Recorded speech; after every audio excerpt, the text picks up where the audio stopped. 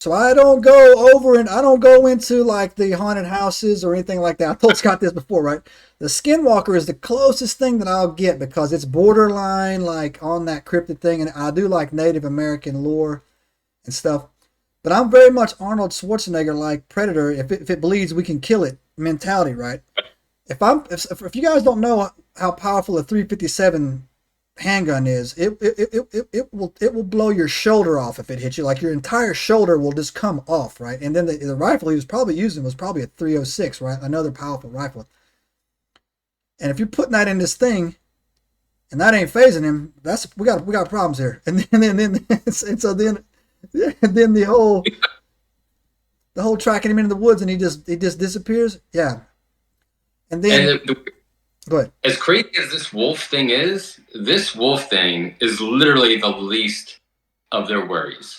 Really? Like, Okay. it get a lot worse. I thought you were starting at the top and working your way down. No, we're starting at the bottom. All right.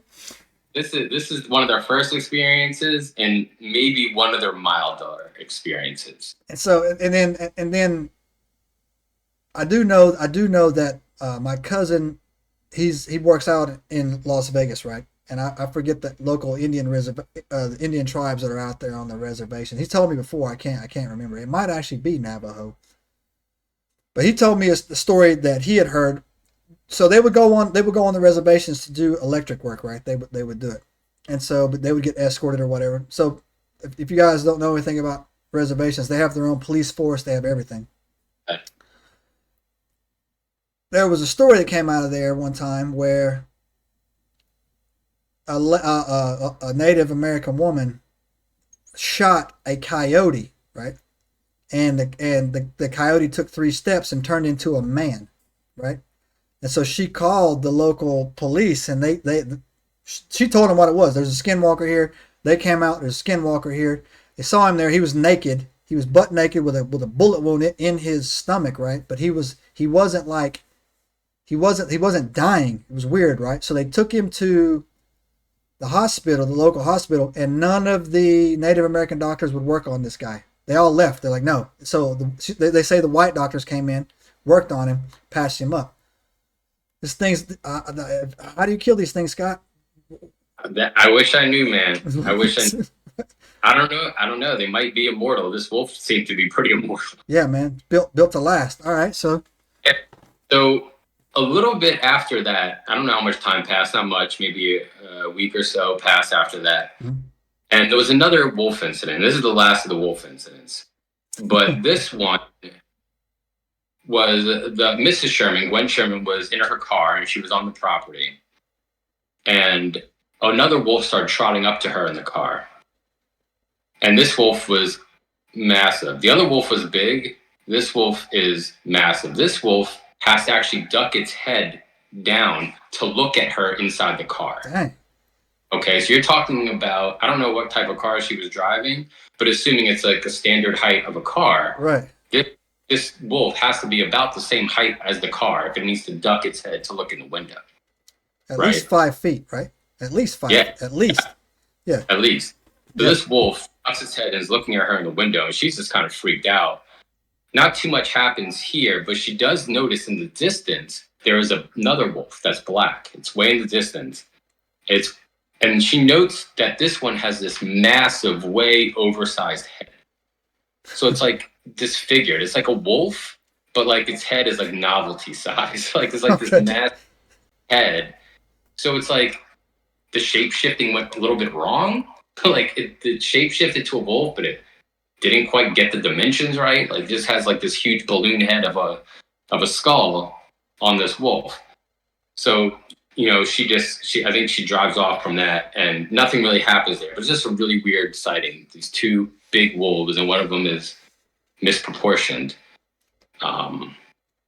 So another weird thing about this ranch is the homestead.